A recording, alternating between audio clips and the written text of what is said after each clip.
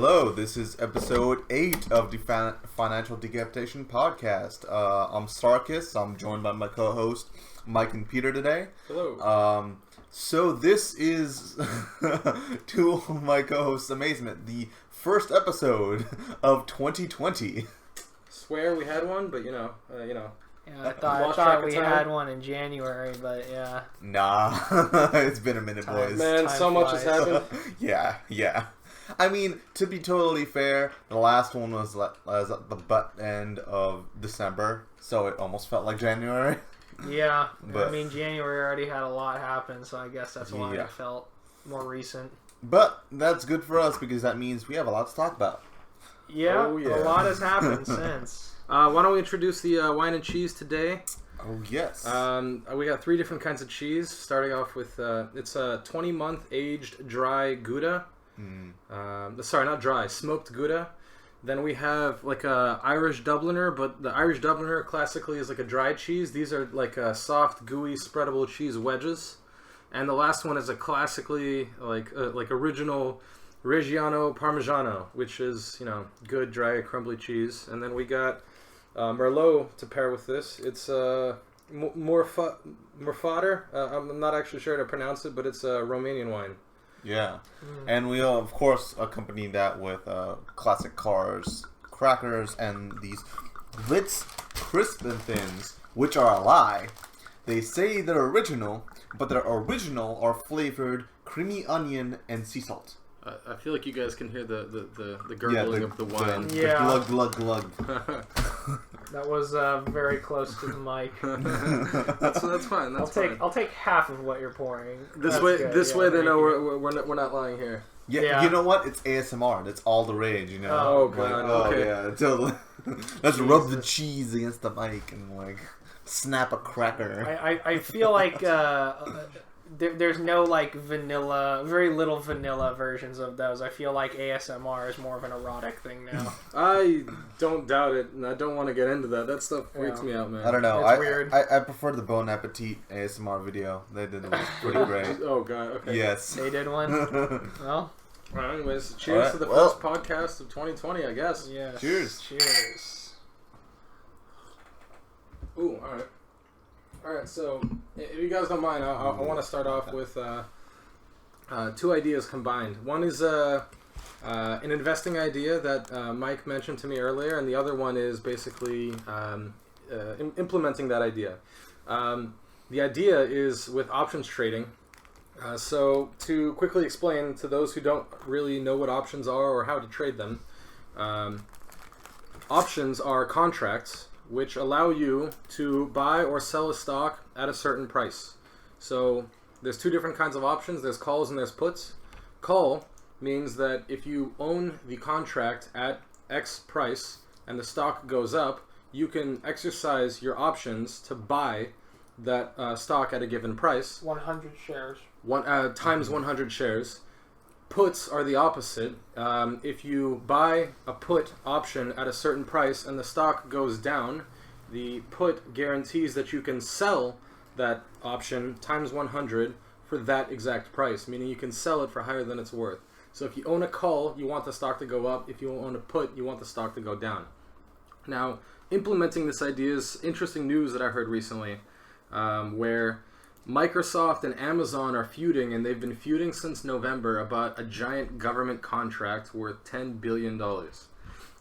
Basically, it's the cloud service program to the Pentagon known as JEDI. Wow, that's the freaking coolest name, man. Joint Enterprise Defense Infrastructure. Worth $10 billion, and other companies that are also interested in it include, Google, IBM, Oracle. And basically what happened was Amazon was supposed to be awarded the contract, and there was some article published where they were claiming that Trump favored Amazon, and then through some form of investigation that I didn't understand, Trump decided to move the contract over to Microsoft, and they were awarded the contract, and they were supposed to have services go live yesterday, actually, which is February 14th. But Amazon filed a claim with the Court of Federal Claims, which ultimately halted the program one day before it was meant to go live. it's a huge contract, and it's kind of like a big deal. Now, the implementation of the strategy is buy options on both ends, because this is really big news. It's a big deal. So you buy options above. You buy, a call below the strike and a call above the strike, or a put below the strike. And when you're saying above and below the strike, you mean on the line? Because strike is the price that you're buying the contract at. What do you mean, like you're buying like on the line? No, just like above the line and below the line, because... Oh, okay. Well, that's what I'm asking. You were saying above the strike and below the strike. Yeah, both. You buy both. No, but you're talking about on the line, though. Strike is the price that you're buying any contract at. Yeah. So if you're doing above the strike, I don't know which strike you're talking. Sorry. I'm saying that's why it's like, are you talking about the line? Like out of the money and in the money. So the term used for options is in the money means that you're green. Out of the money means you're in the negative and you want it to go towards your direction to break even or make some money. So in this case, you would buy both in the money and out of the money, meaning above the stock price and below the stock price. Because the idea was that you would make more money on one end than you would lose when you're on saying both you're ends. buying options above and below those lines, I mean, are you buying puts and calls, or are you just buying calls? It either be both puts or both calls, because you don't know which direction it's going to go. If they rule against Microsoft and they give Amazon the contract back, it's negative for Microsoft. The idea would be that it would move the stock price so much that you would make more money on one side than you would lose on both sides combined. Well, so you're guaranteed to make one side over the other, because it's going to go either up or down, assuming that your options haven't expired and you bought, either with enough with enough time on the clock, or the news comes soon enough that the change happens rapidly. So you would make more money on one end than you lose on the other end. Yeah, I mean, with options, I have a colleague that I'm talking to at work about options, and the thing is you really want to focus on the movements and where you think it's going to go, right? So I get what you're saying, but when it comes to options trading, it's a little different than what we've talked about with stocks. So a contract like this, I agree, is going to be incredibly volatile. But you have to know what direction it's going to go in, and you need to know what the effects are going to be between the two companies and, of course, any sub-companies that are competing for a contract like this that will be affected. So, that, and you also need to take into account, have effects already occurred since the contract was applied before it was repealed? Because that will just counterbalance what's already been going on for X amount of time. They haven't actually, because Microsoft was under the assumption that they were going to, their stock already increased 4 months ago or 3 months ago back in November. And then you see, over the last couple of days, their stock took a slight dip, a couple bucks, just because of the halted progress, because of the filed claims and stuff. They haven't been officially paid for the project yet, and they haven't started yet either. Well, so I mean, what I would say is Microsoft has done exceptionally well even after, this contract's been pulled, because... Well, yeah, it's not the only industry they're in. Well, that, and I mean, all of their numbers are very positive. They're a very strong company. This contract, although incredibly powerful, even if Microsoft doesn't get it, they're going to be A-okay. I'm sure. Now the thing is I would agree with other people's opinions on this in the fact that I don't think Amazon has a competitive edge for a contract like this. More or less, they want to acquire it for the proprietorship of the job. Whereas I think Microsoft would be the company that could do the job and gain ownership for doing it. Like, they will actually do the job well. Yeah. Amazon, I just think it's a very silly choice to think, let's go ahead and give the Jedi program to Amazon. I don't think that's a good idea. Well, long term speaking. In this case, I agree with you, but only because the contract was awarded to Microsoft because they were just more competitive. Well, competitive, but I'm also talking about what the job entails and what kind of industries both companies are in. So, I mean, Jedi, we're not going to be building Whole Foods, and we're going to be building, fresh food distribution, or we're not going to be focusing on any, like, wholesale and retail products, right? Microsoft, on the other hand, has always been on a competitive edge when it comes to any type of technological development. I'm not saying Amazon hasn't, but when it comes to software development and anything like that, I think Microsoft has what we need for Jedi program. There's a reason Microsoft is worth somewhere between 1.3 and 1.4 trillion right now. Mm-hmm. Yeah. Well, no. Anyways, yeah, the idea was that like Microsoft's probably going to come out ahead because their stock has halted a little bit over the last 2 weeks, 3 weeks. Like we noticed either a slight dip or like it leveled out. And this is like one of those opportunities where you catch the news and you jump on it because you think it's going to get headed a certain way or you're expecting something. And this is one of those times where you hear something and something clicks. Like, oh shit. I talked about it before, the lawsuit between Apple and Qualcomm. If you had any sort of expectations from which direction it was going to head, when they closed the case, Apple skyrocketed and Qualcomm skyrocketed, even though only one of them came out ahead. The fact that they both ended the case, they're no longer spending these colossal amounts of money on these claims and issues in court, and so they both came out on top, I guess, even though one got screwed over on patents. So, yeah, it's just kind of those things you have to watch out for. That this news is, it doesn't happen crazy often when you have a big, multi-billion-dollar case like that. Yeah, and I mean, for me, generally speaking, for anyone listening, options is a very risky and, to be quite honest, a way of selling and trading that most people lose. Now, you might be thinking, well, no, I know how options work, and no, I know how to trade it positively, but statistics and the facts show most people are losers with options. There's a reason for that. Yeah, it's better to just take this news and just go along Microsoft and buy Microsoft shares than it is options. Yeah. I mean, the shares are long-term, and I mean, everyone listening, if you've been listening from episode 1 to now, you know that for me, I focus on the long term for value growth. And the thing with options is you just can't go long term. It won't work. You can try to go as long term as you want, but at some point you need to roll over the contract and invest it right back into another contract that has a better time value premium on it. Because at a certain point, your contracts become, you start losing the time's edge that's giving you the reason to keep it and the reason to have the growth and the value there. Whereas, when you're buying for long term and for portfolio management's sake, you're looking for companies that can hold equity for a long period of time while giving you returns. Which I'm sure, you always hear me talking about dividend paying stocks and stocks that are always expanding in the market, like Waste Management, SCI, who I talked to you guys about earlier. Funerary services are incredibly necessary because, when people die, you have to put them somewhere. And or you have to process them too. If you're going to cremate them, you can't just put them in your oven. This isn't. I mean, this isn't Germany in the 40s. We're also not going to run out of dead people anytime soon. Right. So. And the world population is growing. Yeah. Immigration's growing in America. People are coming here. People are having kids. Now, although the birth rate's decreasing in America, right, the household size and stuff is decreasing. It doesn't matter. We're getting a ton of immigrants who are coming to America. And the baby boomers are going to start dying. We got to put them somewhere.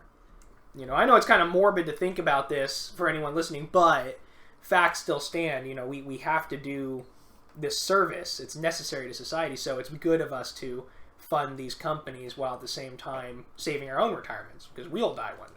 I think you referred to it in the chat as yuck industries, or like a yucky premium. Yeah.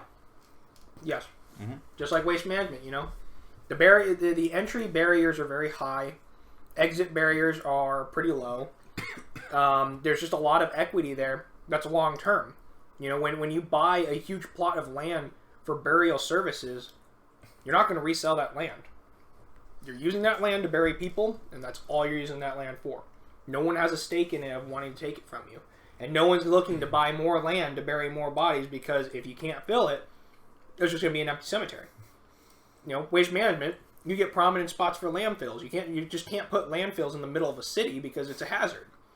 But they're getting the prime real estate that's on the rims of the cities and the areas where you can process it safely.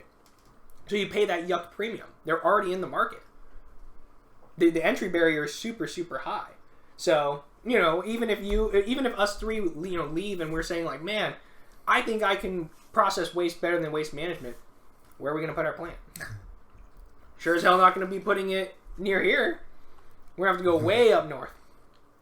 Real estate is one of those markets that's typically more stable And the sheer amount of real estate Waste Management owns is phenomenal. Oh yeah, they're smart. That is one of the solid reasons behind why Waste Management long is a solid investment, because it's not like their assets are pretty solid. Yeah, their business doesn't fluctuate with the economy. It fluctuates with trash usage and expenses and just like general business economics and that we're sort of irrelevant because everyone uses trash, and so it doesn't matter. Well, that's why even in a market downturn, Waste Management, although they'll get hit because in any type of recession or correction or depression, all companies will get hit, regardless, because the economy is just going to be really weak. But that being said, you're still going to need a place to process your trash. Waste Management will get hit, but how much comparative to that of other companies that are not of that nature, or even if they are of that nature, the sheer size. In the case of an economic downturn, if the value of the dollar loses value faster than the value of Waste Management losing value, even if they do, it means you're making money, because Waste Management is outpacing the economy. So if everyone's losing money and Waste Management just does a little bit better, you're good there. You're at least above the average. You're in the green, at least compared to everyone else in the economy. And now if the economy tanks, then everyone is screwed, and that's a different story. But I'm just talking about waves going up and down a little bit here and there. Yeah, Waste Management has been up for the past several months, and they've had some down points, but month to month they're looking very good. Definitely, I just can't stop talking about Waste Management. Everyone knows that. Dude, the graph of the lifetime of their company just looks like amazing. The stairway to heaven kind of thing. Yeah, it's consistent. They've never really had a period of massive downturn or massive upside. It's just been a very consistent slope. Now, which is good. I have a question, because I've seen a lot of companies have this, general up direction, and a lot of people say it's thanks to Trump and his new tax policies and this and that over the last couple of years. But I was gonna ask what you guys thought about the possibility of another tech bubble. It's interesting. It's possible. Every single company you see is hugely valued, and no one thinks that their progress is going to slow down or halt anytime soon. And the size of the S&P 500, the size of the top few companies that are so overly valued compared to the size of the rest, they make up over 80%. The 5 companies, Google, Microsoft, Amazon, Facebook, and I'm forgetting one. And Apple, yeah. Those 5 companies make up 80% of the value of the S&P 500 or something like that right now. Something astonishing, or no. I'm sorry. Of the you almost had me there. I was that's impossible.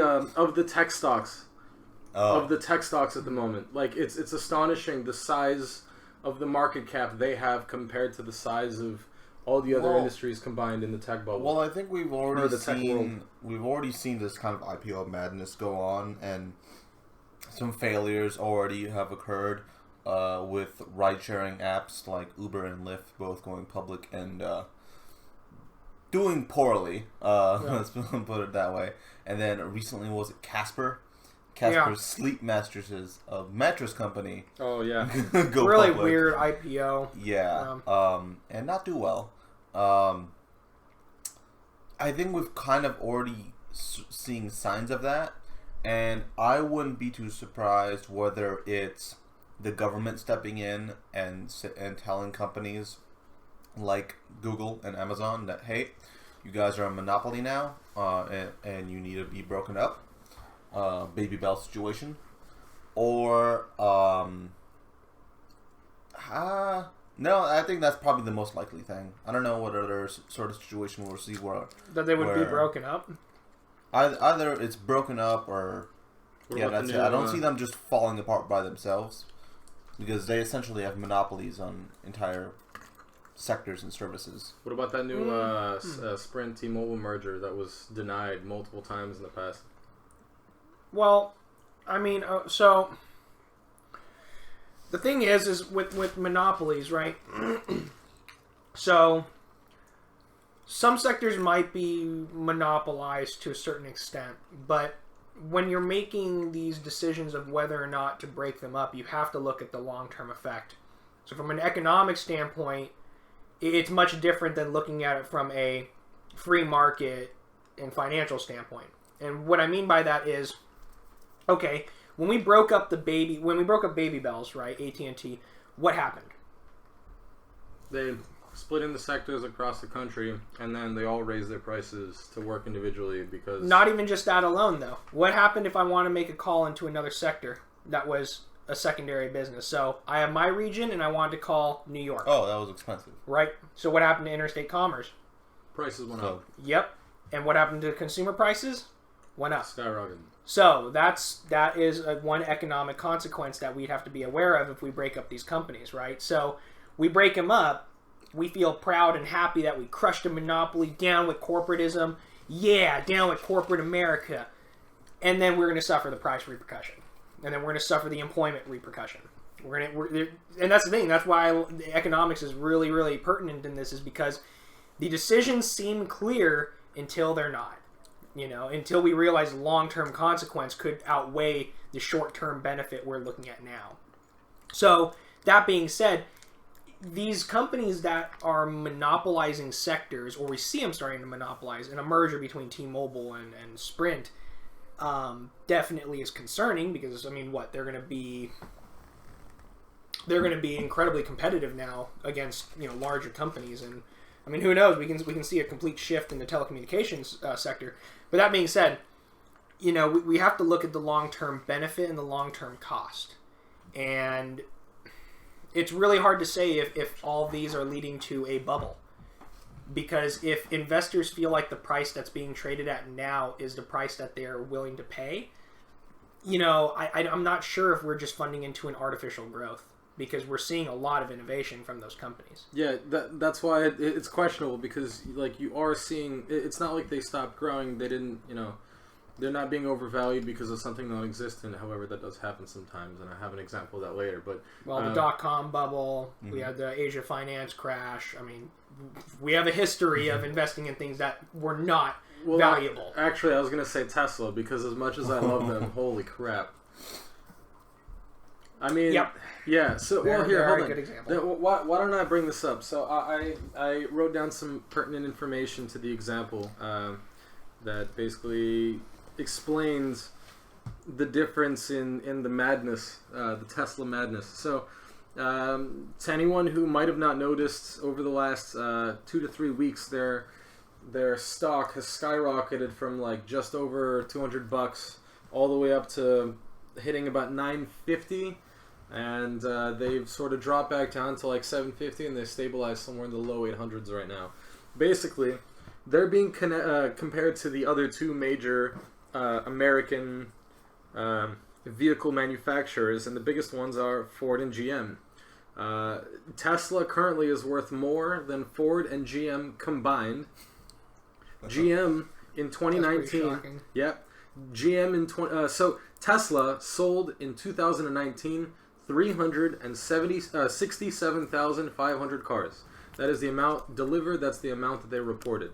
That was the amount delivered and sales completed? Yeah. Okay. 367,500 cars. GM sold 2.8 million vehicles, and Ford sold 2.4 million vehicles, and both of those companies add to a grand total of 17.8 million vehicles sold in the market. So, Tesla is a very small portion of the market still. They're ever expanding and growing portion, but holy fuck. They're worth more than the other two companies combined, which have sold more than 15 times as much combined than Tesla did. That's a staggering comparison, and somehow they're selling for $850 a share right now.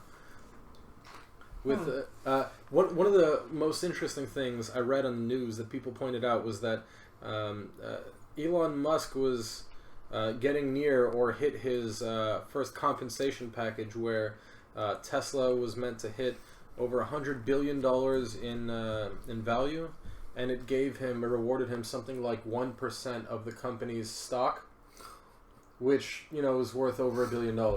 Huh. And I'm pretty sure he hit the goals for that compensation package, and that's just astonishing figures. Talk about overvalued. Like, I mean, maybe they are ramping up production and they expect over 500,000 sales this year, and they're the fastest growing car company in the world. But holy crap! Like, this is close to, if not like .com bubble overvaluation type deal.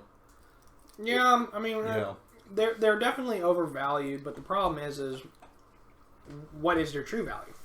Yeah, it's hard to say. That's the hardest thing to figure out. Well, and so that's the thing. The growth, I feel like, is being pushed because of skeptical investors, and that's the problem. I mean, you look at their risk value, right, and their risk scores, and you're looking at how much of their growth is explained by the economy, and a very low percent of their growth is explained by economic movements, meaning it's a majority of a pump and dump type of situation, where you have a high volume trade moving in one direction, and as a result, because of the volume, you're moving the entire stock. So that's why it's really hard to evaluate what's the true value of Tesla, because I don't really think you can right now. Only because it's so skeptically based rather than economic based, you just can't really say this is what Tesla should be priced at. At this point, you have to use your best judgment where you think Tesla is going to go. And if I were to guess, and I mean I've been fairly accurate with a lot of my estimates, I would say Tesla's probably going to start moving down to like the 500, 400 region, unless some news comes out that drives them forward. Like, for example, the Cybertruck somehow outsells, I don't know, like another competitor or completely. Like another gigafactory in China or something. Sure. Yep. And another interesting thing is, one of my coworkers brought this up, is the coronavirus scare in China right now. We've been seeing it affect a lot of different industries in America. Tesla surprisingly didn't get hit very hard from it. All of their production is not very close to the location of the coronavirus outbreak. But that's irrelevant, though. And there's a ton of products that are made all over China that are far from the zone, and they got hit too. Apparently, they haven't ceased production in any form whatsoever. They haven't slowed down in the production in any means. Yeah. And they haven't really reported, increased cost of anything or any sort of difficulties. So maybe they managed to dodge the bullet on this one, or they're still kind of on the border, like they haven't been quite affected by it yet.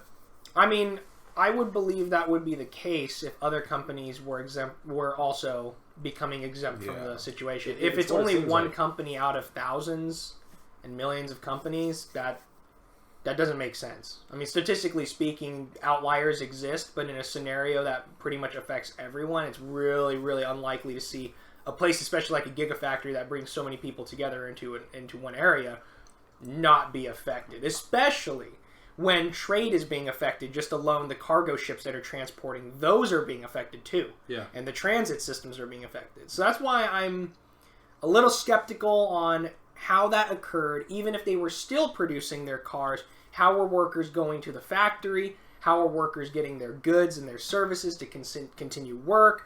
There's just a lot of long-term economic chains that I feel like should have affected Tesla one way or another, whether it's their stock price or their performance. And yet they walked away unscathed. So I'm a little iffy on what's going on there, Yeah, I don't know. Doesn't make sense. I have read a lot of news about a lot of the tech companies out there getting hit, like RAM prices going up, SSD prices going up, that sort of stuff. You see a lot of chiplet manufacturers over there getting hit. The tech industry in general has taken a bit of a hit from this, but yeah, it's one weird. of those outliers, I guess. I don't know. Yeah, just really, really weird. I don't know, Tesla. It's Yeah, but weird situation. Hold on. Here's the question: is the cars that they're selling in China, do they all come from that gigafactory, or do they import cars as well? Well, I mean, it's very possible that they could be importing cars, in which case their sale of cars in China won't be as strongly affected as we originally thought. Well, if they're importing cars and exporting those that are made in China, it's pretty cost inefficient. No, not exporting cars. Like, in addition to the gigafactory in China, they're also importing cars into China to make up for the sales that they otherwise would not have sold.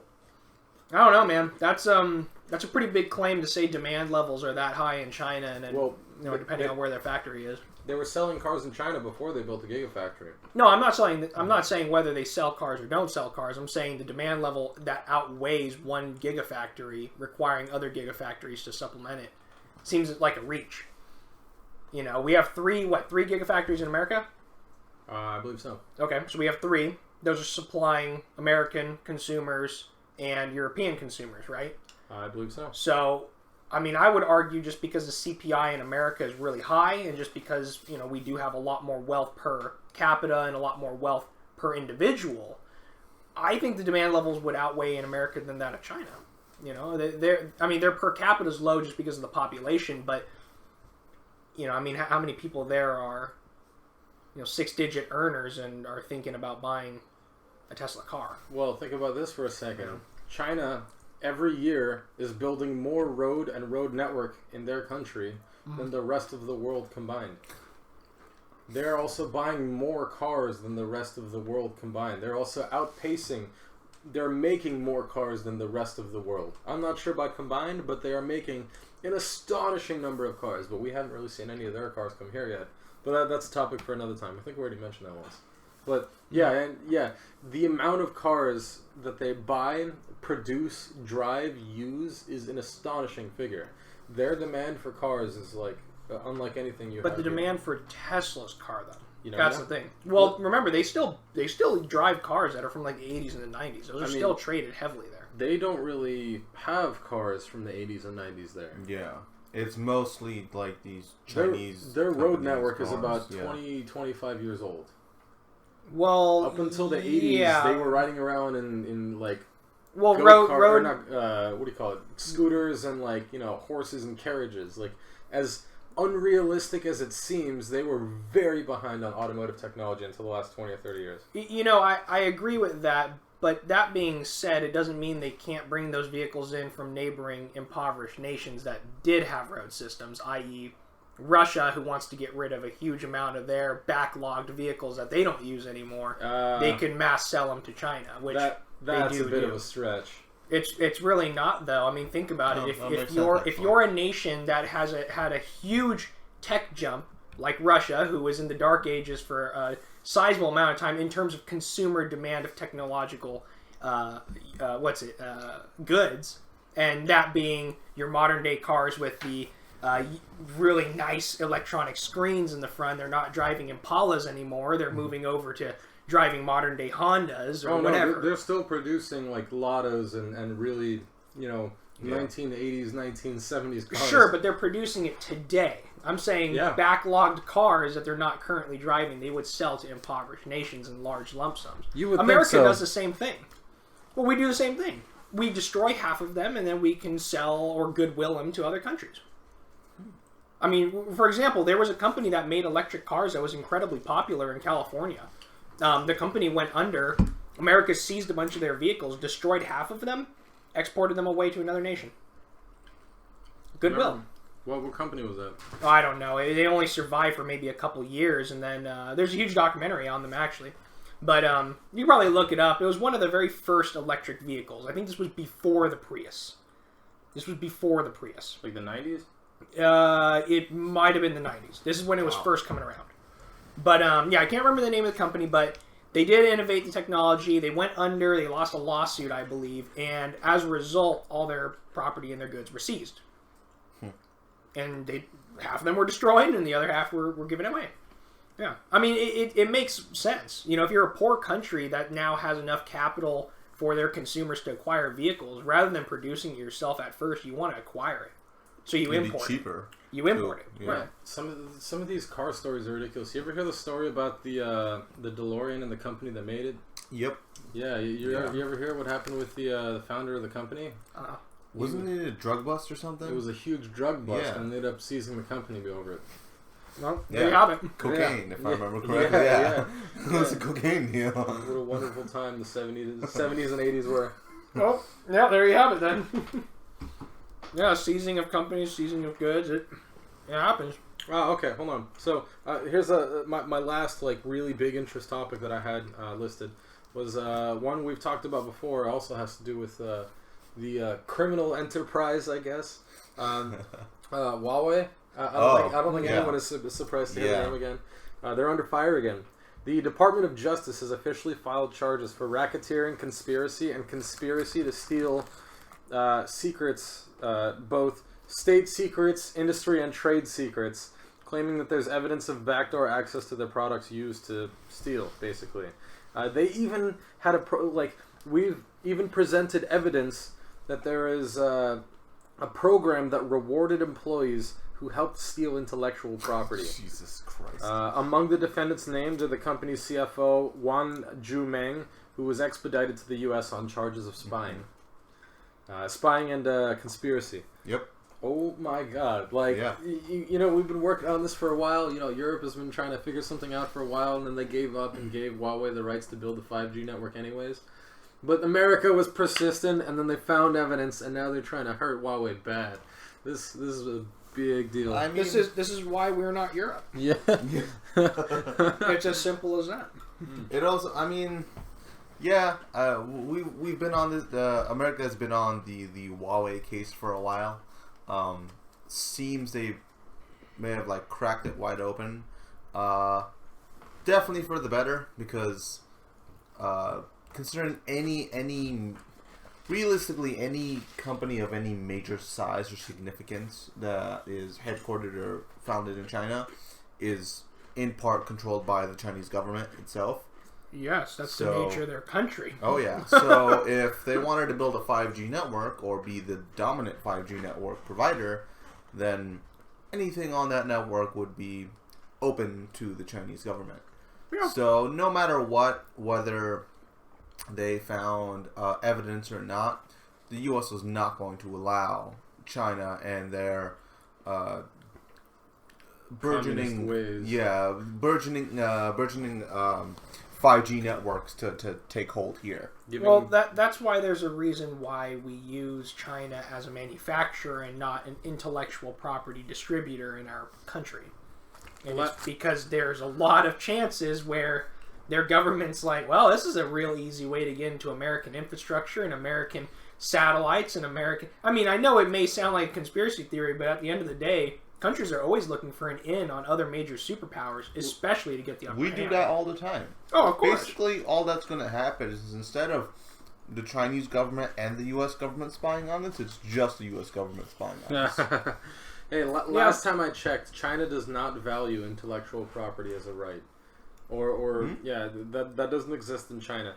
There was a case where some manufacturer in China made a knockoff of a Land Rover vehicle. Land Rover got tired of their shit.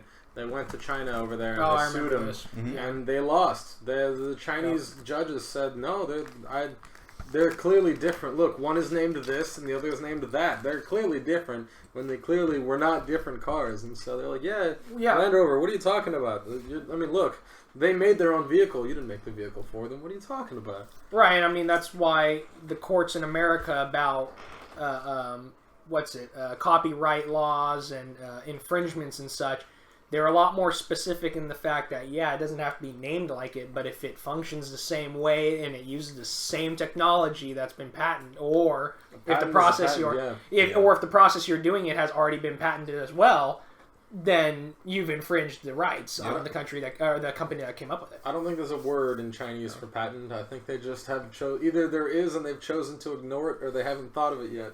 Well, I think their law just doesn't define it as something as rigorous as the Americans have.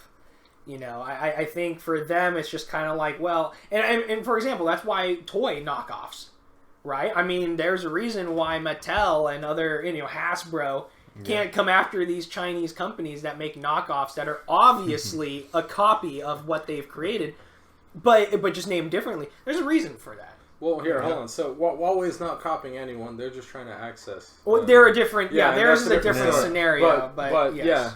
It's amazing because damn Huawei, like someone tried to trust you and you just like stabbed them in the back, you know.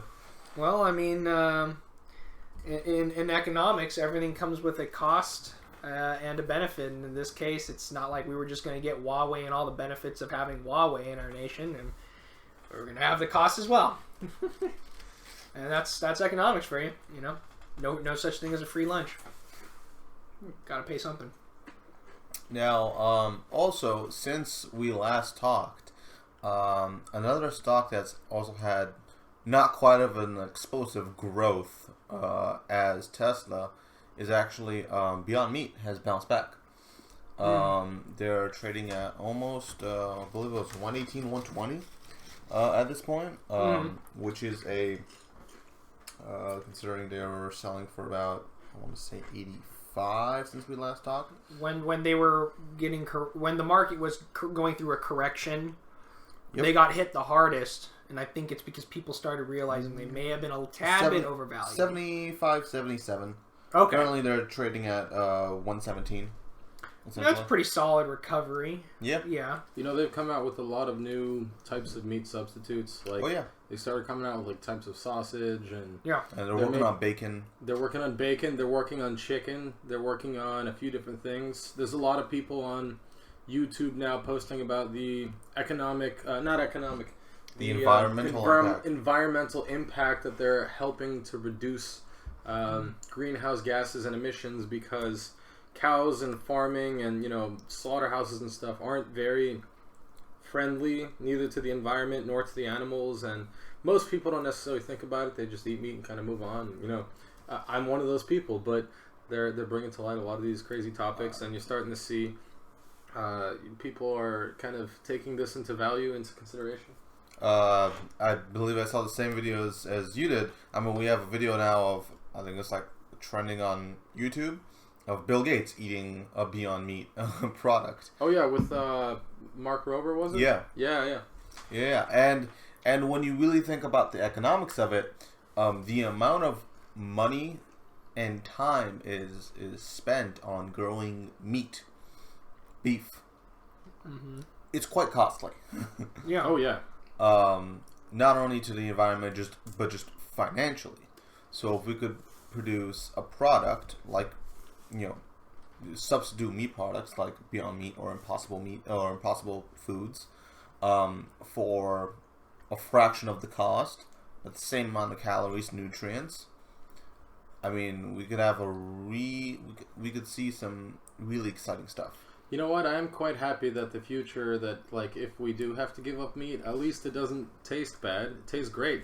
You know, it's really freaking similar. We had a taste test on here. Yeah, it was great. Honestly, it was great. It just tastes like a well-spiced, mixed up, cooked meat of some sort. It was great. And, you know, if I have to change to save the world with the rest of everyone else, I don't mind it so much. Yeah, I mean, you know, but here comes me as the devil's advocate, right? Where's the free lunch? There is no free lunch. Cost the same. We've identified the financial cost, right? But I mean, there's going to be other underlying costs. I mean, listen, it's they have R&D that they have to pay for, and so it's but I'm not talking about financial though. I'm talking about, so for example, there are some journals that are coming out right now from medical institutes questioning fake meat. Oh, right? Yeah, I read something about that too. A lot of them are a little concerned about, okay, yes, this is a good product, and yes, this product it can be used as a supplement to a diet, but not a substitute. But as a substitute, what are the health repercussions? Oh yeah. So playing as a devil's advocate, right now, assuming this is not a trend, assuming it's going to be culturally accepted, and holding those two things as constant, what long-term consequences could we face from something like this? I have a question. We don't know. We need to do studies. Well, so that's the thing. That's why I think the value right now is fantastic. The product's fantastic, but I think that looming concern is where it's going to keep it at bar until we find out those. Let me argue both sides here. On your side, I have read those articles as well. No. I read one article that said that Beyond Meat, the Impossible Whopper contains so much estrogen that it's supposed to give you man boobs if you eat it. I heard that was debunked though. Yeah. That was fake. But that information came from the fact that it contains estrogen because the food is made from soy, which does contain things that aren't naturally in regular meat. Eating a lot of soy will have some sort of impact on you. Right. Now, so like it's debunked, but it was information that came from somewhere. Now, fighting both sides. On one side, the food is really good. On the other side, it might not be the best for you. You have to figure out who's posting the articles on both sides. The people that say that it's really good for you, are they being paid by Impossible and Beyond, or vice versa? The other ones, are they being paid by the meat industry? Like, who's funding their research? Exactly. Who's funding the scientists? Yeah. Are they completely unbiased and unrelated? In which case, we can listen to them, see what they have to say. I mean, most things will be biased. Exactly. I would argue like 99% of the things you read will have a bias. Yeah, who's paying for it? But that's the thing. So, I mean, regardless of the bias, though, the fact that the concern exists, right? We can look at all the research we want. We can complain about the biases all we want. But remember, people still believe that vaccines cause autism. Well, yeah, I was going to say, there's a concern for everything. Exactly. Yeah. And whether it's true or not, that's what I'm saying, though, is I like these substitute products, but the question is will they become so culturally accepted that it can become a norm? I mean, it might take a while. I don't think it would happen at all, though. Because, for example, the trending diet of veganism is coming down to a decrease. No, it's actually not. It's not on a high rise anymore, and we've already seen that the vegan diets aren't going like this anymore.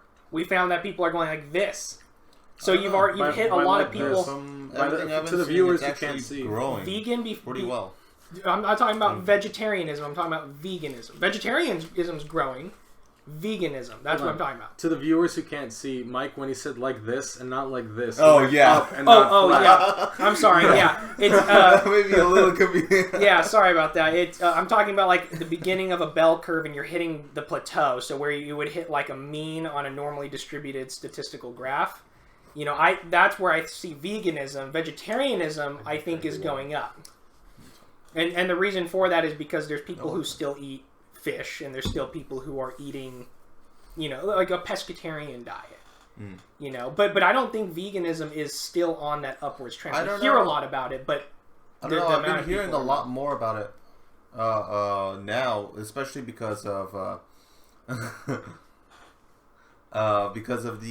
recent. I don't know if you heard the documentary Game Changers. I've not heard of that. It's about athletes who are either vegan or vegetarian.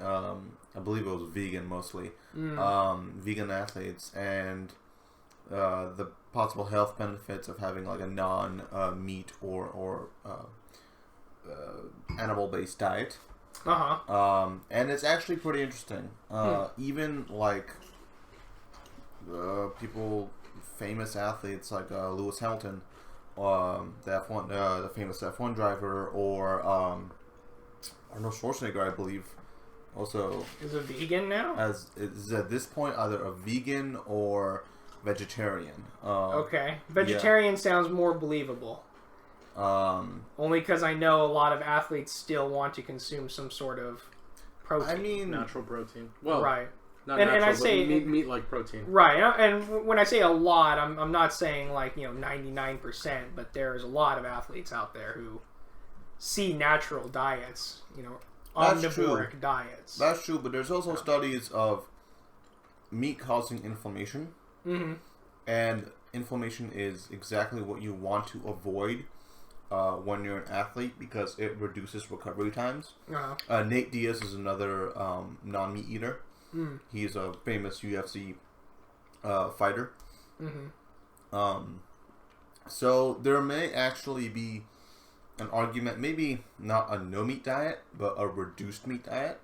Yeah, I mean, I think that's something people already can wholeheartedly agree on, that meat is overconsumed. To go back to your point about people believing, vaccines causing autism. Right. I don't know if a lot of people believe that or know that. or no. But remember the difference between what you're saying and what I'm saying is one's an absolute and one's a moderation. Moderation is a reduced meat diet, whereas like no meat is an absolute, right? Or vaccines cause autism. That's an absolute. Well, I'm thinking. I think if you were to ask anyone right now in America, do we eat too much meat? I would think a lot more. You would get a lot more people saying yes, we eat too much meat than people who say no, we don't eat too much meat. That's what I'm saying. I'm not saying like you know people are going to be like no, we have to eat meat and more of it, and people are going to be like no more meat. But I think there's a lot of fence people. The more important question is if you ask them a follow-up question, how many of you would be willing to reduce the amount of meat you eat in a day or substitute with something like Beyond or Impossible? Your number would differ significantly because although 9 out of 10 people say yeah, we eat too much meat, you won't get 9 out of 10 people saying yeah, I should eat less meat. Right, but that's the difference between the two questions. Is one is an analysis of the society, and the other is an analysis of yourself's behavior. Yeah. Well, that's where Beyond Meat and Impossible Foods would come in because traditionally the answer to that question is, well, what would I eat instead? Mm-hmm. Because there weren't really any sort of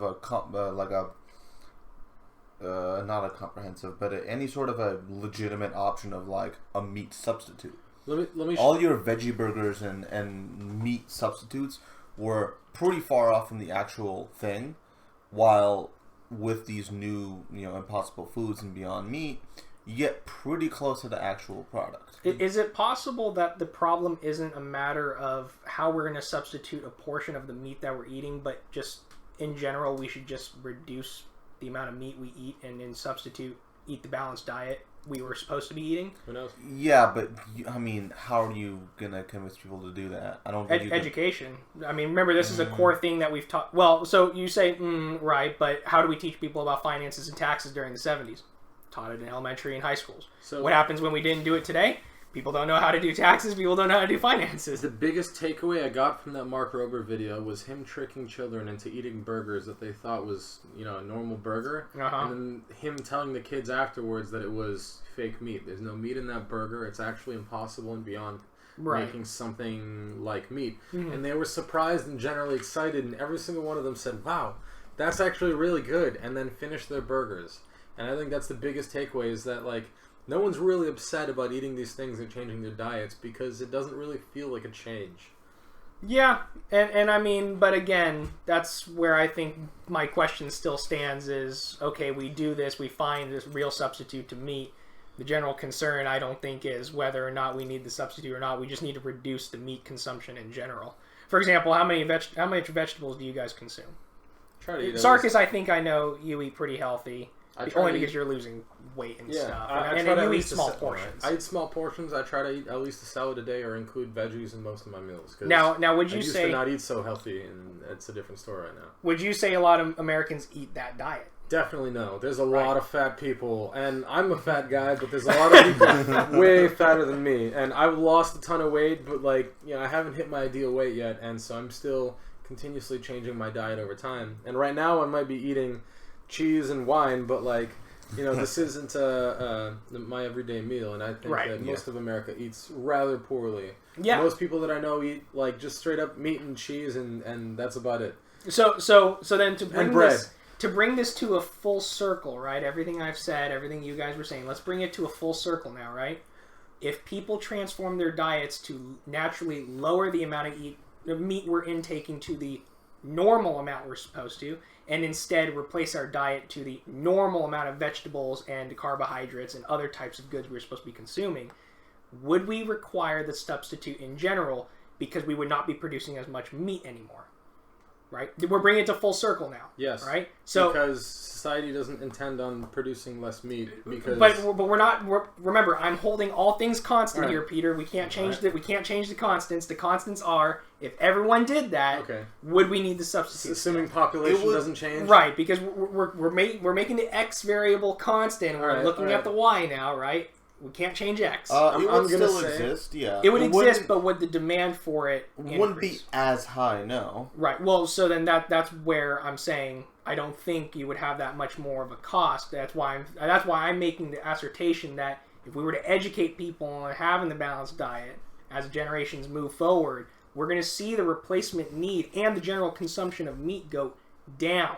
Meaning the concern about cattle farms and all these poultry farms go down because naturally those farms will have to stop production. Quantity demanded will decrease. True. Mm-hmm. But now comes the question of, will that actually happen? Right. And I mean... and then that becomes muddy. Right, so... Your plan requires that someone who doesn't want to pay for the industry have to pay for educating the industry, people about the industry. Like, you basically want the government to reform the education system to teach about your diet in elementary school and middle school, right? Which costs a lot of money and extra time that they. Does it though? When have we done this in history? Let's think back. What do you mean? When have we taught nutrition classes and basic dietary and household care and that type of stuff? When did we do this? Let's think back. I can't recall a time. Even further than that, dude. We've been doing it. We've been doing it institutionally during the 1800s, teaching kids how to be a caretaker. You know, take care of your home, a homemaker, right? Basic diet. What happened to the your basic cooking classes? Home ec, yeah. Home ec, which everyone had to take during the 70s. Everyone had to take during the 60s. What happened to those classes that taught people this is how you make spaghetti? Yeah, and this is how... Right.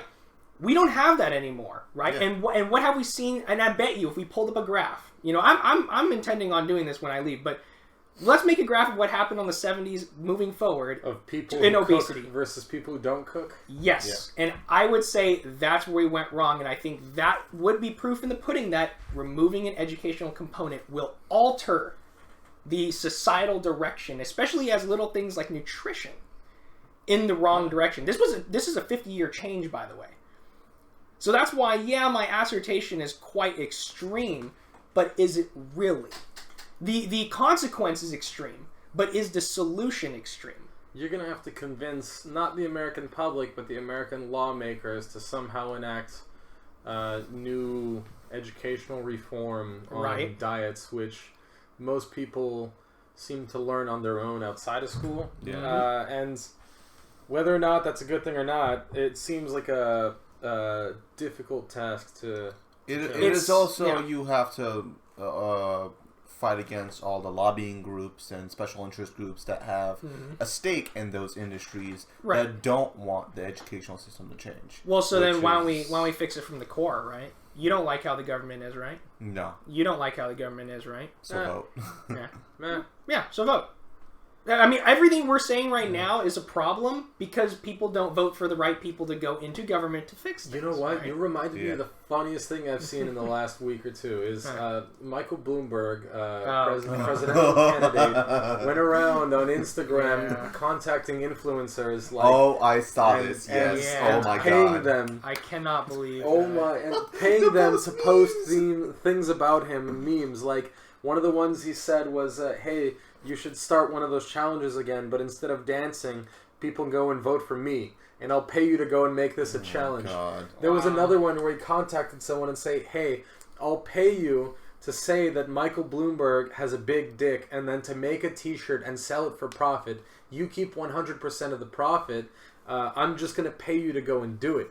And the guy responded with saying, well, do you have a big dick? I can't sell lies. And Michael Bloomberg said, "I'm Jewish and a billionaire. What do you think?" And he said, "Yeah, you're right.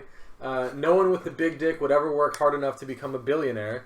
And then he took Michael Bloomberg's money and then started selling a shirt that says Michael Bloomberg has a small dick. Oh my god. I know. I actually follow one of the influencers / meme pages that he hired. White People Humor. Oh yeah. Wow, he hired really? a lot of people. Yeah, oh my God. A lot of people. He contacted and paid a Jerry Media, who, if you've heard of Jerry Media before, the page Fuck Jerry.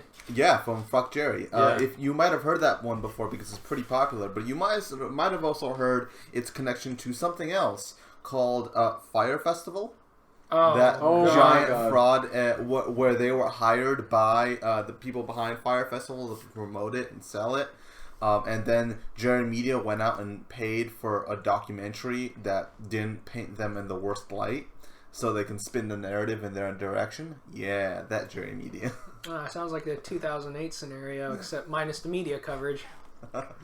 Yeah. Michael Bloomberg is on one. Either this is like the most genius campaign for presidency I've ever seen to get the young people to go out and vote, hiring influencers and meme pages to post about him, or this is the dumbest waste of money I've ever seen, and I'm not sure which it is. I mean, you can argue that our current president basically shitposted his way to the top.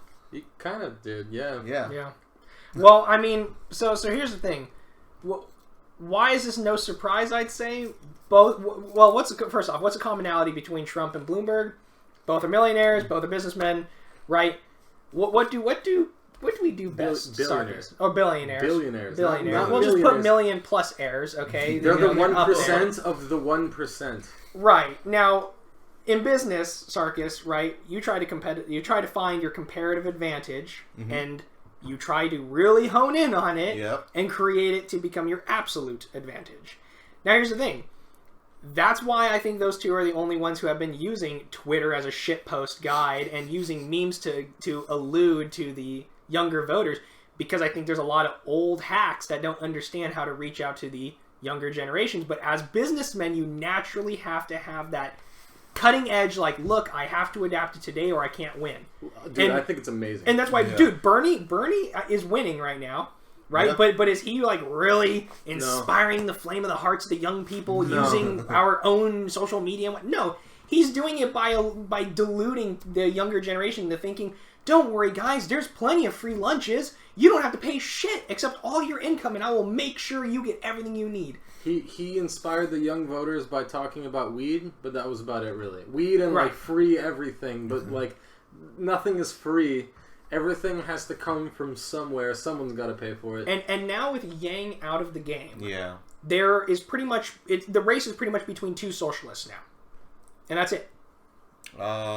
Pete, I can't pronounce his last name. Buttigieg or whatever his name. Or something. I can't wait for him to get out of the race, so I don't need to look at his name anymore. But and then there's I don't. He's even a socialist. Know He's pretty much preaching the same thing as Bernie. I think he might be a tad bit less extreme, but I don't think you can get less extreme than socialism. Where the hell did Biden and Warren fall off? I feel like they were front runners now. They're old hacks. No, they're old hacks. They're not even in the top 3. Anyone who has like those Warren signs out right now or Biden signs are deluding themselves into thinking those two old hacks have a chance.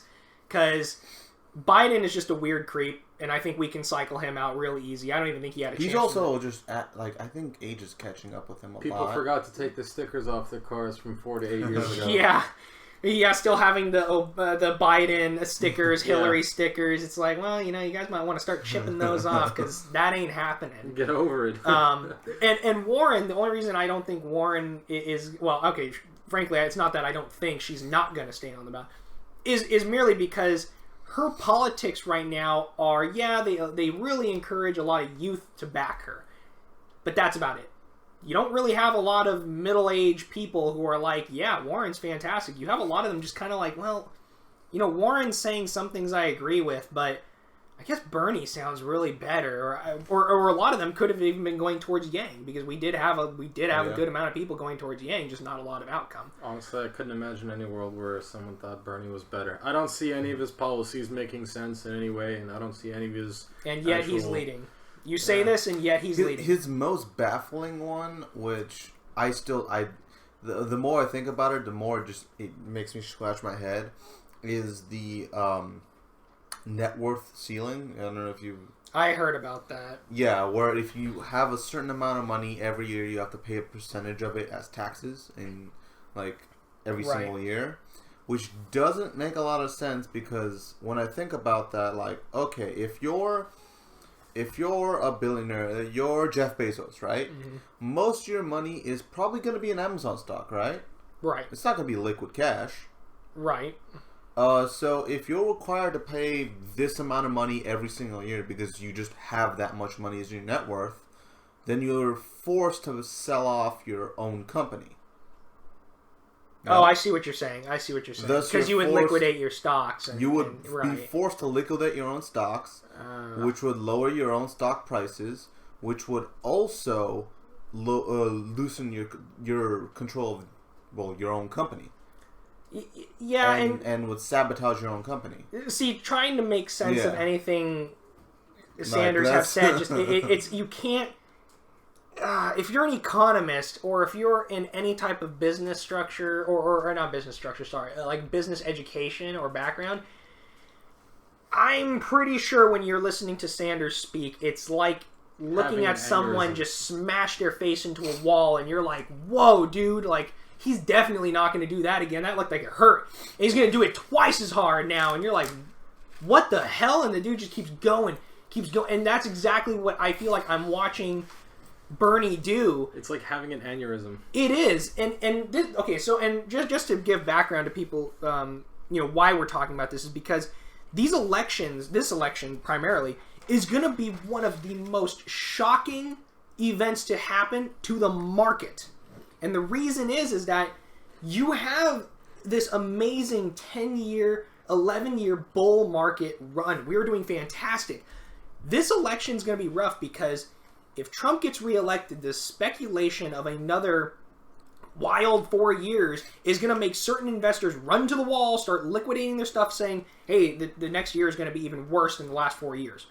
Or if Bernie wins, you're going to have capitalists running to the wall saying, yo, we're screwed. Companies are going to start going down. We're going to start seeing lawsuits left and right. People are going to be running. I mean, the markets are going to be so just crazy, hectic, and chaotic in the next coming year, which is why this election is huge. Talking about this is imperative right now because whoever gets elected, we're going to have a really rocky 4 years regardless of who wins. I'll be honest, my hope was on Yang. I didn't agree with some of his stuff, but out of anyone on the DNC, he was a moderate who showed certain libertarian values that I backed. Yep. And I was like, you know what? You have some common sense, and I thank you for it. He had a focus on education and had a plan for education, and I was like, good. I like education. I want education to be funded. At least, primary and secondary, not advanced, but, elementary and high school.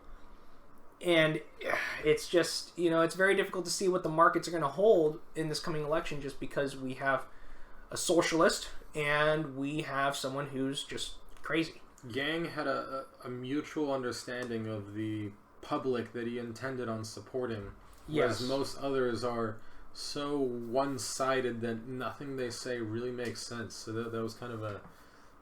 Yeah. The economics of it just doesn't make sense for all the other DNC candidates right now. I mean, for example, to make all healthcare public, no private healthcare. Well, I mean, sure. Let's just say that's a great thing to do. There's going to be economic consequences, and the trade-off is that that's not a solution to the wage crisis that are impacting nurses and EMTs right now.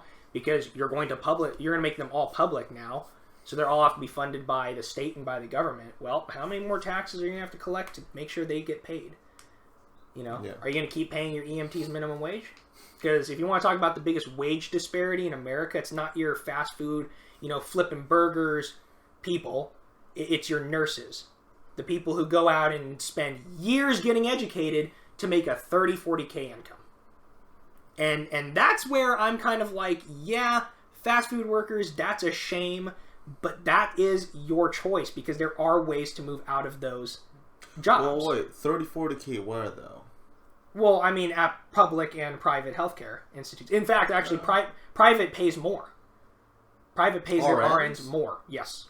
Private on margin. No. They make more. I don't know. What are you talking about? I have literally my sister and her husband are nurses, RNs. They make a lot more than that. Where are they working? Well, they're working at USC. Well, private. There you go. Well, that's my point. I'm saying private pays better. But on a national level, RNs make low money. National level, yeah. If maybe you move outside of LA, go to like a public hospital, maybe less, yeah. Yes, I don't that's know a problem. of any public hospitals, like at least here in Los Angeles. So I wouldn't know how. Well, yeah, county. Yeah. Yeah, there aren't really any here in LA, anyways. Well, I mean, there are big ones that are in LA. I don't think there's any around here. Like what? But in downtown, I mean, the county hospital. Huge. That's where I was born. Yeah. You were born in the county hospital? Yeah. Oh wow. I mean, I was born in Georgia, so it's. No. Yeah. County. And they make 30 to 40 grand. They don't make good money at all. Why If it's would not anyone- 30 or 40, it has to be average a highest of 50. If you're a licensed or educated or whatever nurse, why would anyone even go to work at county then? Well, because there's a demand, right? At county. Well, no, there's a demand I think of they workers. get a demand paid for more laborers. in LA County than they would in, like, let's say, Nebraska.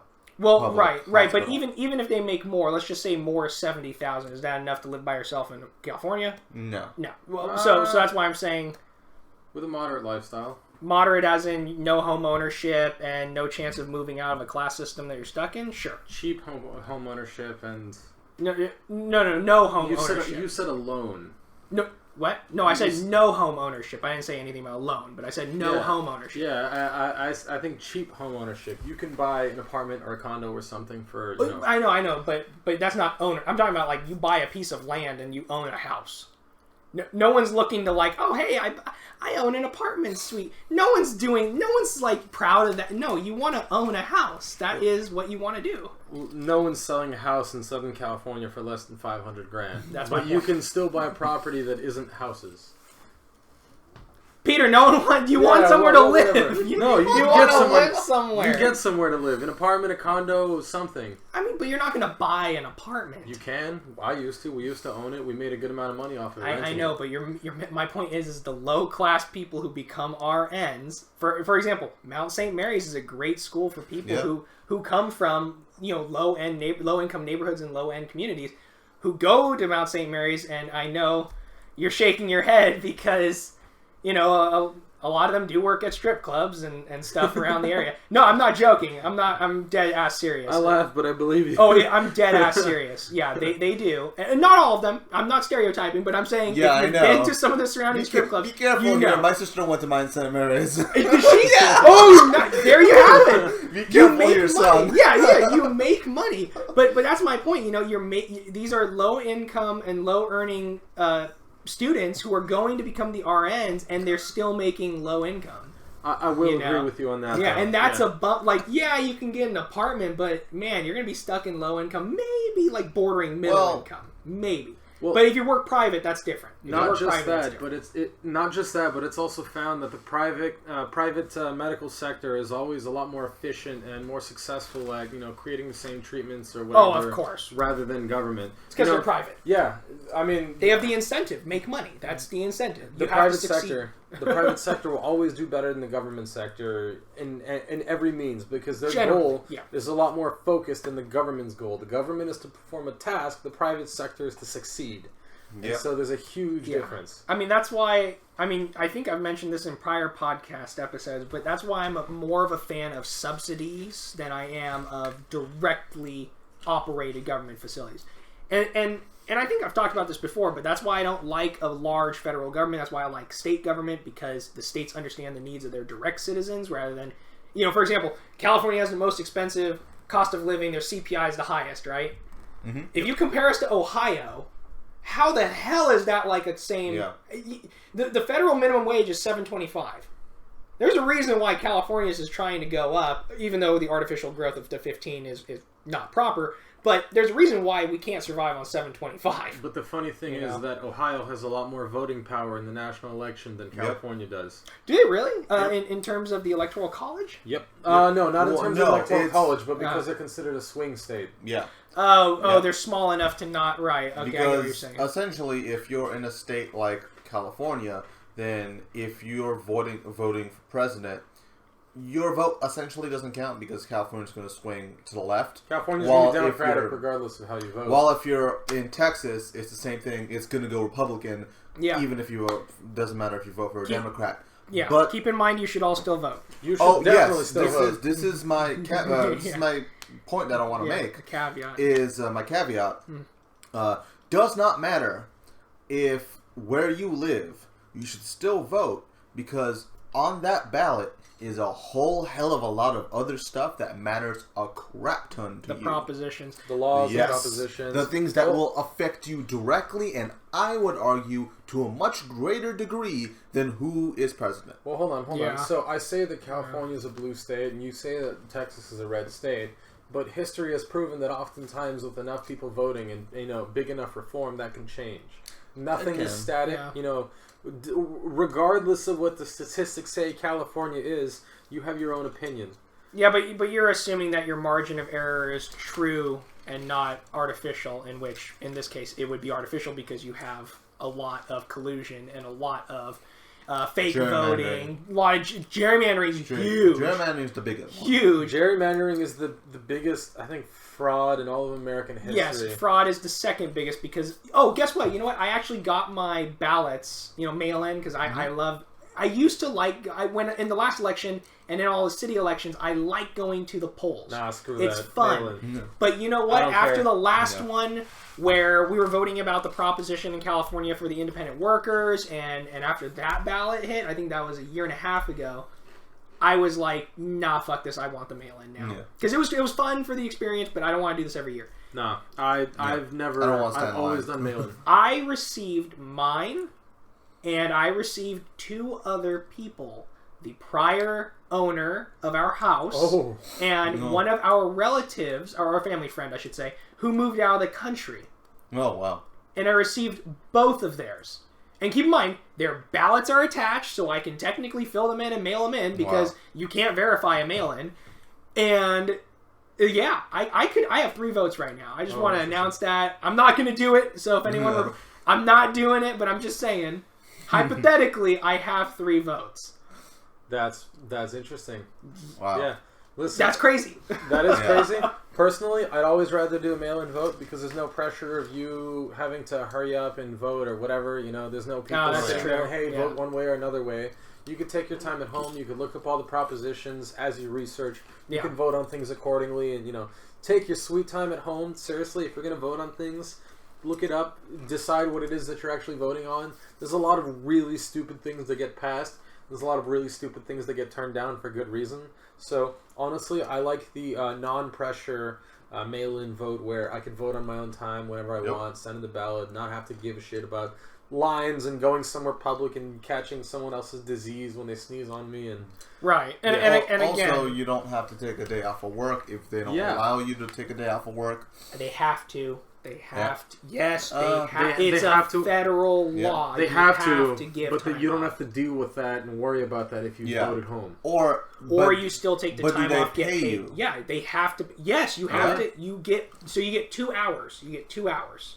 I feel like there's a lot of places where 2 hours is a lot. It's gonna take you a lot longer than 2 hours. So that's the thing. You get 2 hours minimum. Most companies give you overhead and under. And the reason for that is because it's much easier to just say, hey, I'm going to pay you for that extra hour, then deal with a lawsuit later. Because if you do bar someone from being able to vote, and it's proven that you hindered them in creating a rational decision on a national level, you're going to get your ass handed to in court, regardless if you did your minimum part. Regardless. If they find you're taking advantage of that system, they can fight back. But I'm not saying take advantage of that system. I'm just saying, mail-in votes, so much easier. Now that's the thing. What most people do is they'll mail in, and then they'll still take the 2 hour, and they'll go out and do something else. Which, you know what? Okay, I'm more fine with some people abusing that system than no one voting or people being hindered to vote. But, I mean, I would do it, I have a question. Is it ever possible to move to an online system? I don't think so. It seems highly illogical because it could be easily cheated somehow. The only way to get around that is having voter ID cards that match your social security number. That can be screened. One vote for social security. This is like years out, but having a blockchain system of verification and security. Well, a lot of security systems want to use blockchain for the fact that it's completely unique. So when you do vote, there you go. There's no way to change it. You can't replicate it. So that would be an actually pretty interesting proposition. It'd be interesting if we ever see that. Yeah. Hey, someone, go start a company, make a blockchain technology on voting. I feel like I've seen some projects try to tackle that subject, actually voting using blockchain technology. Can't remember names though. It's an interesting idea. This was a little while ago. Yeah, it's a great technology. Yeah. Either way, go out and vote. and make sure your voice is heard. It's a big deal. It matters. Your investments, it makes a huge difference. Your job, it makes a huge difference. Home ownership, renting, even renting, day-to-day life, it all makes a difference. I can't express how much voting matters because in California we passed a proposition that pretty much disrupted independent contractors and freelancers from doing their job, and it's horrible. It's just what was the law? Pretty much. This is a union lobbied the fuck out of proposition because you have you have contributors for sports websites, like ESPN. And you got a bunch of freelance surveyors and freelance lawyers and freelance medical practitioners and freelance drivers, Uber, Lyft, and blah, blah, blah. You got all these freelance folk, right, who aren't in unions. Okay. Who aren't protected, who have no insurance, who have no benefits, right? Yeah. Now, I'm pretty sure you're thinking, well, okay, they made that decision because being a freelancer is not mandatory. It's not like you got forced into being a freelancer. If anything, you have to be more conscious of being a freelancer than you are in any other position because you're taking on your own burden. Now, California's law pretty much states that you cannot be you, the employer, cannot employ freelance contractors in certain fields of work. For example, ESPN cannot use freelance contractors anymore beyond 19 submitted articles. Anything beyond 19, they must be hired on as a full-time employee. What? Yep. Uber and Lyft got hugely affected by that. Yep, and Uber just got denied their appeal in California for that. I heard. Which means they have to now figure out how they're going to consolidate all their drivers. The people who are considered drivers for Uber and Lyft used to be a private contractor where they could just apply to be able to use their service and then get paid for their time as a contractor. That's no longer the case now. Uber is required to essentially consider them employees and hire them. Well, I mean, I also don't feel bad for Uber in particular in that sort of situation. I feel bad for the people. I feel bad for the people. I don't feel bad for Uber because they already were skirting laws and regulations about taxis. I agree. They said their workers are not like technically taxi drivers, so they don't have to get their licenses. They avoided paying licensing fees and insurance taxes fees, and which are huge. Yeah. But here's the thing, though. Who is this going to affect more? Oh, it's the people. The people. Yeah, I feel bad for the people a lot more than I feel bad for Uber. Yeah, I don't care about the corporation. I care about the people because at the end of the day, independent contractors are the people. And, for example, ESPN and a lot of these like sports sites, they dropped almost all their contributors who are freelancers because they said, you know what, I'm sorry, but you're only going to be able to contribute 19 articles in the whole year. And quite frankly, we can just hire one full-time person to make up for 5 of you. So, dropped them. So that's a bunch of people who are out of the work, right? And you know what? This is just another union lobbied thing because they want more people working full-time jobs and then going up to them saying, hi, would you like to join our union? You want to pay your union dues and we'll fight for whatever? It's another market disruption that's completely unnecessary. And for anyone who's out of the state of California, that's what's going on in California right now, which affects people who are expert witnesses. The firm I work at, I'm not sure how affected we're going to be, but we do have people who are on contract. So, hi, we'd like you to come on to this case. We just want you for just one case. Here's a contract. Here's your hourly billing that you can go ahead and tell us how much you want us to pay you. Good. Done. What if we need to hire them full-time now? Our office might not need, 10, 12 other econometricians to come on board. But we need some who are specialized in different things, right? Do we need someone who's specialized in healthcare econometrics? Probably not. No, but we might need them for one case. So we don't want to hire them full-time. That's why, this is why you vote, folks, because then you get your Gavin Newsoms who don't understand economics, and you get people in power who just don't understand that you have to look at the long-term effect. You want to hear another example of the ridiculous things California is doing right now? Have you heard of the recent travel bans of public officials traveling to other states over other states enacting laws about anti-LGBT stuff? Wait, like, what? Oh yeah. So there's other What is states that are like really Christian or don't necessarily care about Traditionalist, this, right. or don't necessarily care about the morals of a lot of the people in California about the LGBT community. Sure. So California started banning their public officials from traveling to those states on business terms. With government officials, right? Public officials, people that hold public office in California. Oh, okay. Yeah. Okay. Yeah. Huh. Now have a travel ban on traveling to those states for any business, public or private. Well, okay, hold on, but they can still travel there for personal reasons, right? Yeah, if you go there for Oh, vacation, okay. Personal. Okay, Like, for okay. instance, We're I think- good. I No might- infringement of your liberties, then. Well, we're good. I don't know. That seems pretty ridiculous Yeah, to me. if it's for work and I don't give a shit. California's Yeah, saying we can no private longer business. talk to another state because they're anti-gay.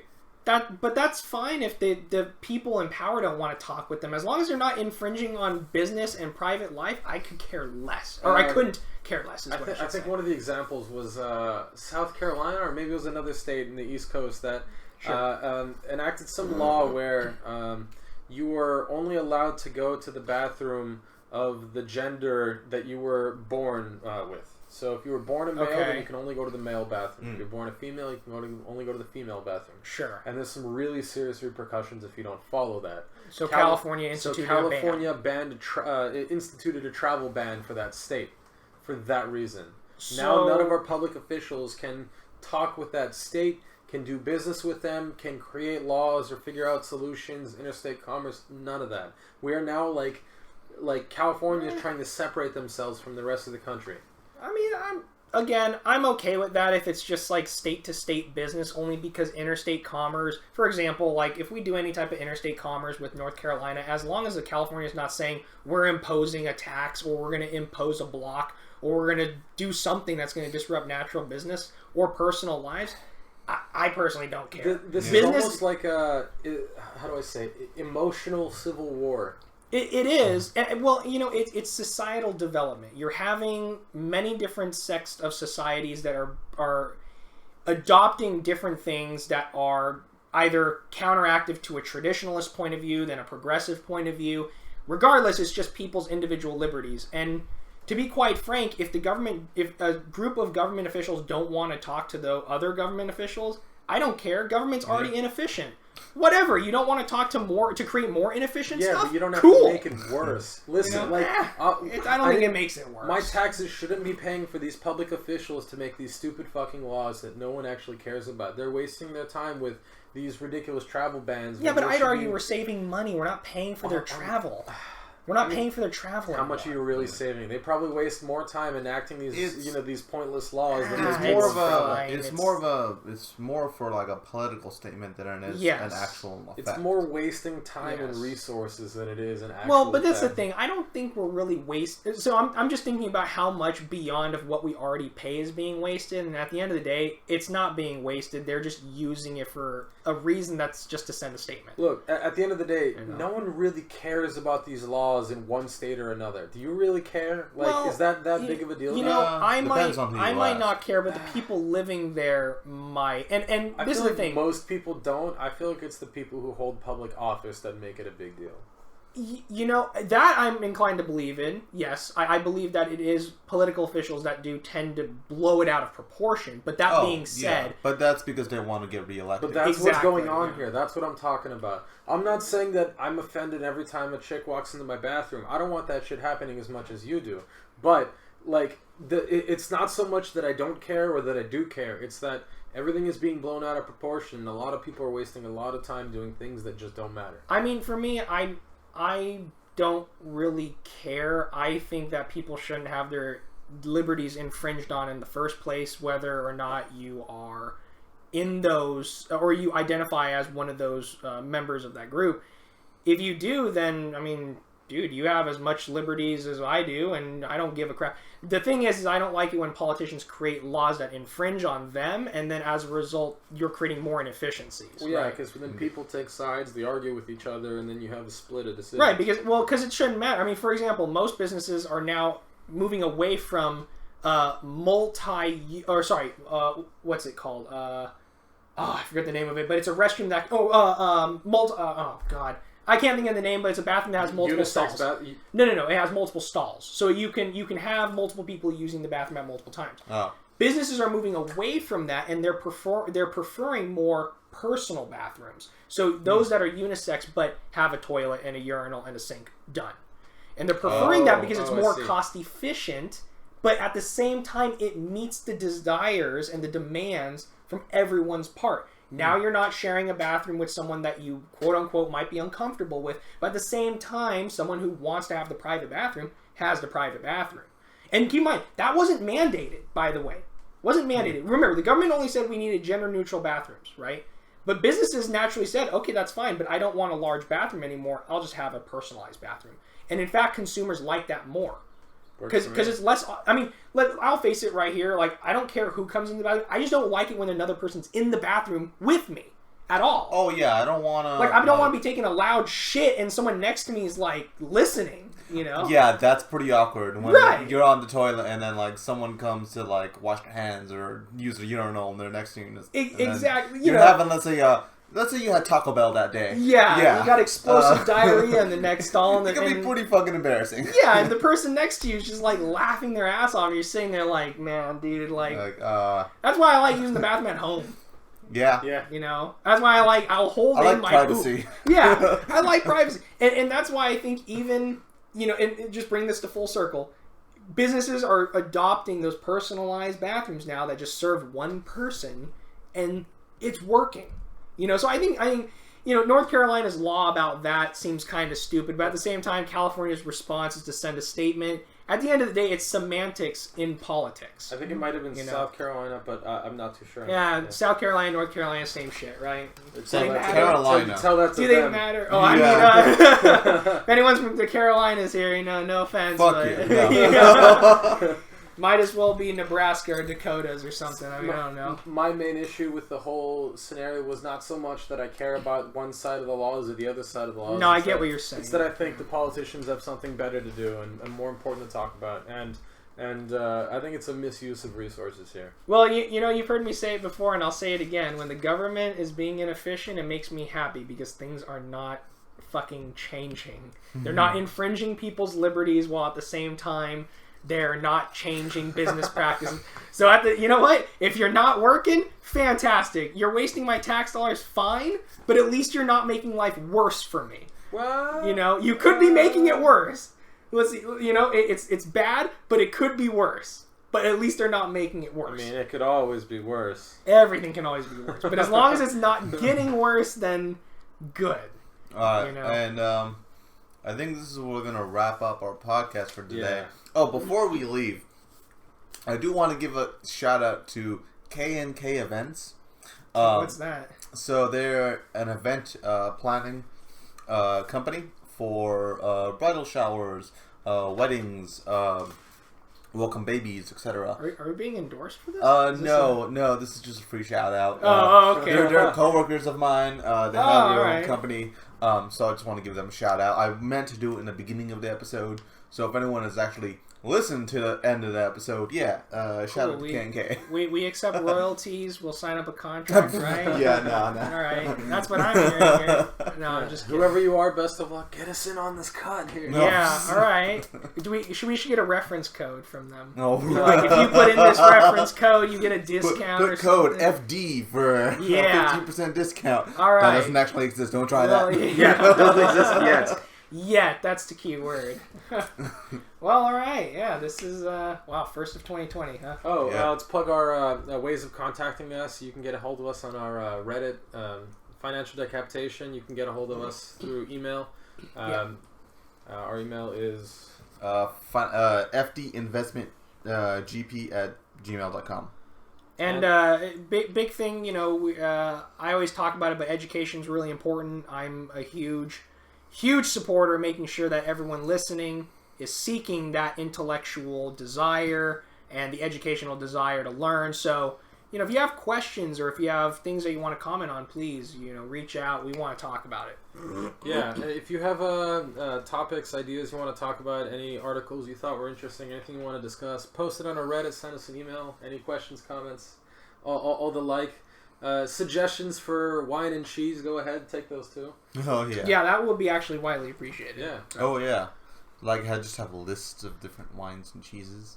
Yeah, we do run out of ideas, so that actually would be very helpful. All right. Well, that's it. That's a wrap. Take care, guys. All right. Yeah. Bye Thank bye. you for listening. Bye bye. Oh my god. Oh jeez, my balls.